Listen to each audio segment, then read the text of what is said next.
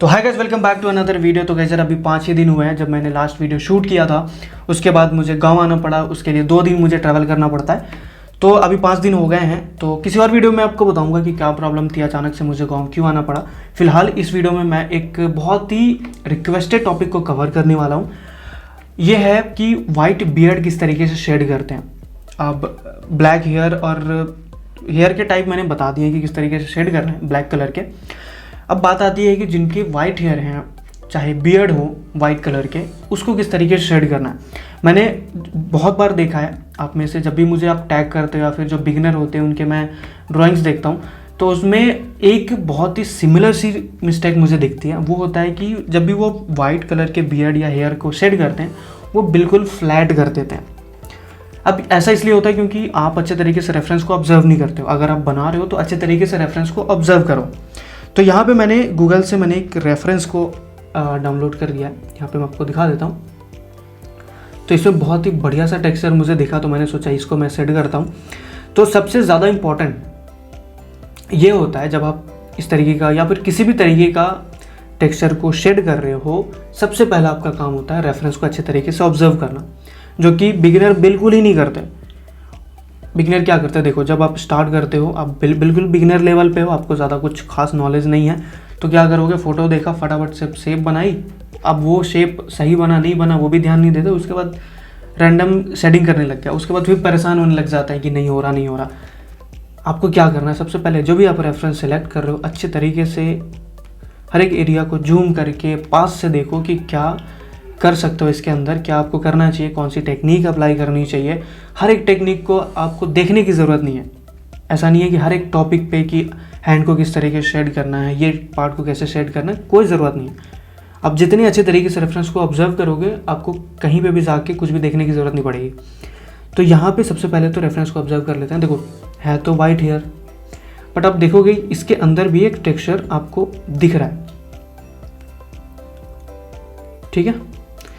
अब यहाँ पे फिर उसको और भी गौर से देखोगे तो ये वाला एरिया और ये वाला एरिया और ये तीनों सेम नहीं है। इसको अच्छे तरीके से देखने की कोशिश करो। ये और ये यहाँ पे हाईलाइट ज़्यादा है और ये एरिया जो है थोड़ा सा डार्क है अगर हम इससे कंपेयर करें तो, ठीक है। तो इससे हमें ये पता चलता है कि ये जो एरिया है वो कहीं ना कहीं इन दोनों के कंपैरिजन में अंदर की ओर होगा।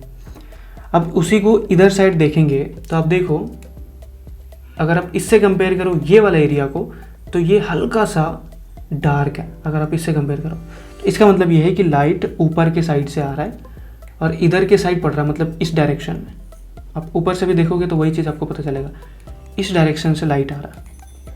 अब इसकी वजह से जो ये एरिया है ये कंप्लीट लाइट में है और ये हल्का सा यहाँ पे डार्क है। तो इतने अच्छे तरीके से अगर आप रेफरेंस को ऑब्जर्व करोगे, आपके लिए काम आसान हो जाएगा।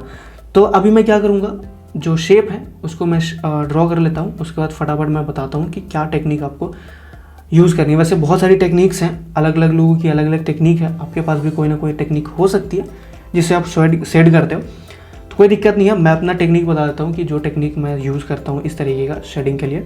तो शेप मैं ड्रॉ कर लेता हूँ, उसके बाद मैं आगे बताता हूँ।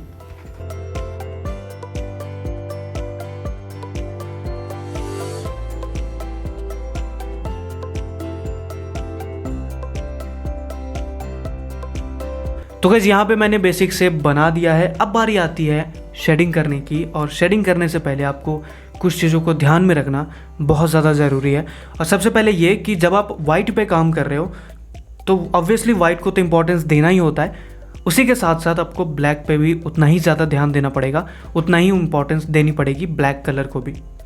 और जब आप ब्लैक पे काम कर रहे हो तो उतना ही ज़्यादा ध्यान देना पड़ेगा वाइट कलर को, मतलब वाइट कलर पे उतना ही ध्यान देना पड़ेगा जब आप ब्लैक पे काम कर रहे हो।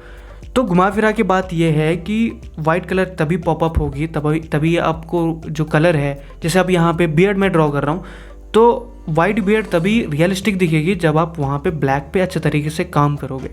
और यहीं पे जो बिगिनर होते हैं, जिनको ज़्यादा नॉलेज नहीं होती है कॉन्ट्रास्ट की और लाइट एंड शेडो की स्टडी की और ब्लैक एंड वाइट की, तो वहाँ पे मात खा जाते हैं। तो सबसे पहले मैं यहाँ पे बैकग्राउंड को शेड करूँगा ताकि जो वाइट कलर है, वाइट बियर्ड जो है वो पॉपअप होके बाहर की ओर दिखे, मतलब रियलिस्टिक दिखे।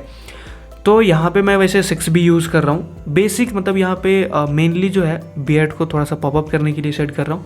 तो यहाँ पे कुछ खास टेक्निक नहीं, यहाँ पे मैं हैचिंग यूज़ कर रहा हूँ। 6B पेंसिल है ताकि अच्छे तरीके से डार्क हो जाए। उसके बाद जो इन्होंने टी शर्ट पहन रखा है ब्लैक कलर का, उसकी वजह से भी आप देखोगे, रेफरेंस को देखोगे तो आपको पता चलेगा कि उसकी वजह से भी जो बियर्ड है वो अच्छे तरीके से हमें दिखाई दे रही है।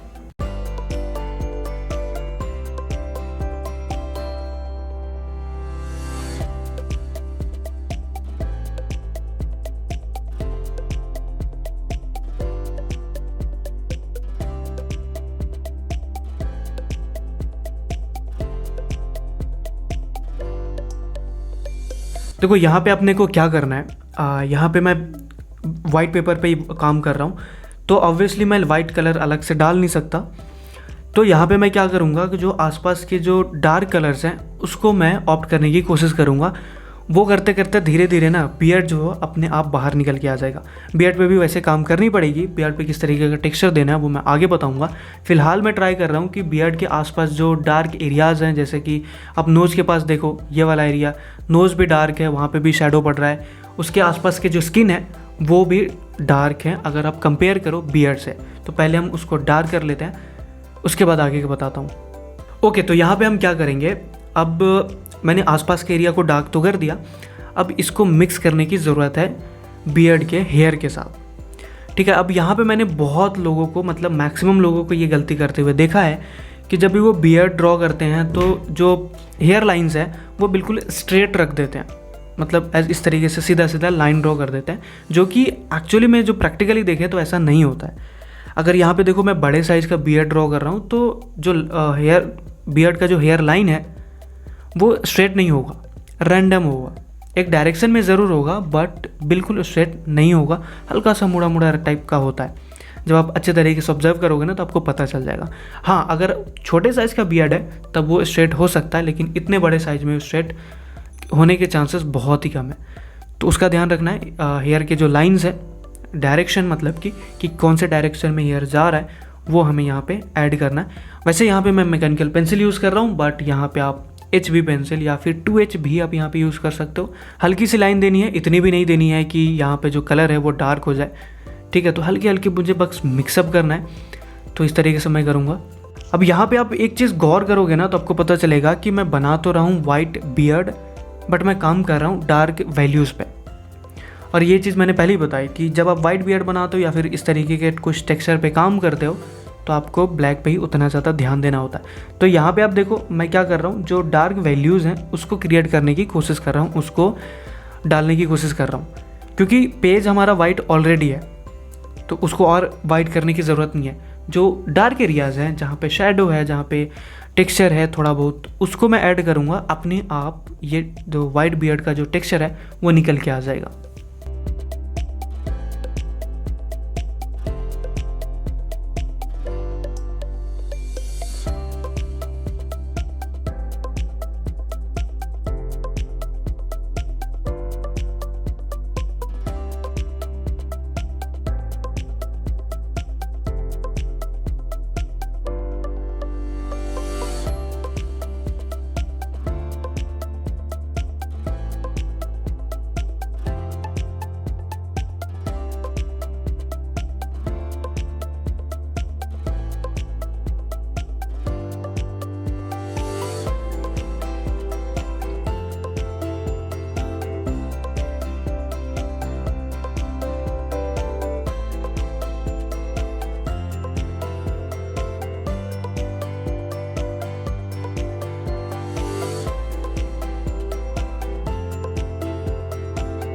तो गाइस देखो यहाँ पे मैंने क्या किया, बिल्कुल रैंडम लाइंस ड्रॉ करें, पेंसिल को अच्छे तरीके से शार्प करके और बिना प्रेशर के, बहुत ही हल्के हाथों से ड्रॉ करना है क्योंकि आगे हमें हाईलाइट भी देनी है। तो इस तरीके से ड्रॉ करनी है। अगर आप बिल्कुल वाइट छोड़ दोगे तो वो बिल्कुल फ्लैट दिखेगा। ठीक है, तो इस तरीके से ऐड करनी ज़रूरी है। उसके बाद हम हल्का सा ब्लेंड करेंगे, थोड़ा सा बहुत मिक्स करने के लिए, बहुत ज़्यादा ब्लेंड करने की ज़रूरत नहीं है। उसके बाद जो आसपास का जो एरिया है, मतलब कि जो टी शर्ट मैंने बनाया था, इसको मैं सोच रहा हूँ कि थोड़ा ब्लेंड करके और कॉन्ट्रास्ट बढ़ा लेता हूँ, क्योंकि जितना ज़्यादा कॉन्ट्रास्ट होगा उतना ही अच्छे तरीके से हमारा जो टेक्सचर है वो दिखेगा।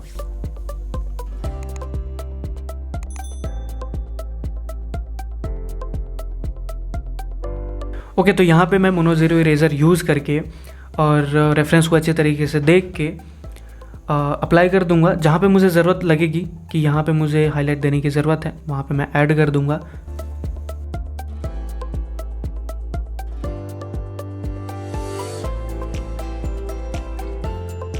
तो गाइस आई होप यहाँ तक प्रोसेस आपको समझ में आ गया होगा। प्रोसेस बहुत ही सिंपल था, आगे भी वैसे देखा जाए तो सिंपल ही है। इसी चीज़ को हमें रिपीट करते जाना है। अब यहाँ पे मैं आपको बता दूँ कि डिटेल वर्क नहीं कर रहा हूँ मैं। ये वीडियो बनाने का मेरा मेन मोटिव बस यही था कि आपको मैं टेक्निक समझा सकूं कि किस तरीके से बियर्ड को ड्रॉ करते हैं। ठीक है, कोई फाइनल वर्क नहीं कर रहा हूं कि बिल्कुल बहुत लोग एक्सपेक्ट करते हैं कि बहुत डिटेल में बने, तो हर ड्राइंग डिटेल में नहीं बनती है। ये पर्पस मेरा बस यही था कि आपको मैं अच्छे तरीके से समझा सकूँ, टेक्निक को समझा सकूँ। वैसे टेक्निक बहुत सारी हैं, आप कमेंट में लिख देना कि और भी टेक्निक आपको जानना है या नहीं। अगर बहुत सारे टेक्निक है, जैसे इंडेंटेशन मेथड है और भी बहुत सारी टेक्निक्स हैं, चारकोल से भी आप बना सकते हो। तो अलग अलग टेक्निक है। वैसे ये टेक्निक मैं यूज़ करता हूँ, इसलिए मैंने सबसे पहले ये बताया। अगर और भी टेक्निक आपको जानना है तो कमेंट बॉक्स में आप लिख देना। तो इस यहाँ पे मैं 0.3 mm का मैकेनिकल पेंसिल यूज़ कर रहा हूँ और इसका यूज़ करने का रीज़न यही है कि मैं बहुत ही बारीक, बहुत ही पतली लाइन ड्रॉ करना चाहता हूँ, ताकि थोड़ी बहुत डिटेल ऐड हो जाए और जो टेक्स्चर है हेयर का वो मुझे देखने को मिल जाए। तो वैसे तो वुडन पेंसिल से भी आपका काम हो जाएगा, बट मैकेनिकल पेंसिल हो तो आपका काम आसान हो जाता है। तो अगर आपके पास 0.3 mm है बहुत बढ़िया है, अगर 0.5 mm है तो भी आपका आराम से काम हो जाएगा। बस आपको ध्यान रखना है, रेफरेंस को देखो कि कहाँ पे लाइन ड्रॉ करने की ज़रूरत है और कितनी इंटेंसिटी में ड्रॉ करने की ज़रूरत है और कौन से डायरेक्शन में। ये तीनों का अगर आप आंसर मिल गया तो आपके लिए इसको शेड करना मुश्किल नहीं होगा।